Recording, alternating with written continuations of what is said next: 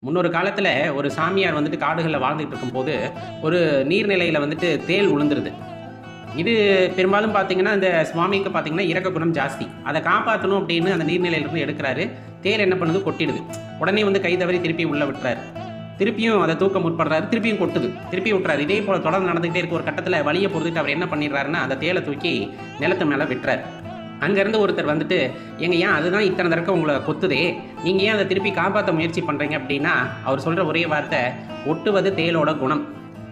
இரக்க குணம் என்னுடைய குணம். அதுவும் அது குணத்தை விடவில்லை. நானும் என் குணத்தை விடவில்லை. அதனால தான் நான் என்ன பண்ணேன்னா, திரும்ப திரும்ப முயற்சி பண்ணி அத கொண்டாந்து கரை சேர்த்தேன்." அப்படின்னு சொல்றாங்க. இதே தாங்க இந்த காலத்துல வாழக்கூடிய நல்லவர்களுக்கு சிறந்த உதாரணம். மற்றவர்கள் என்னதான் துன்பம் நிலைத்தாலும், தன்னுடைய நிலைப்பாடு பிறர் மீது அன்பு செலுத்துதல், பிறர் மீது இரக்கம் காட்டுதல் அப்படிங்கிற ஒரே காரணத்தினால தான் பிறர் நம்மை கொட்டுவதை கூட, பிறர் நமக்கு துரோகம் செய்வதை கூட பொறுத்துக் கொண்டவர்களுக்கு மீண்டும் மீண்டும் நல்லது செய்ய நினைக்கின்றார்கள்.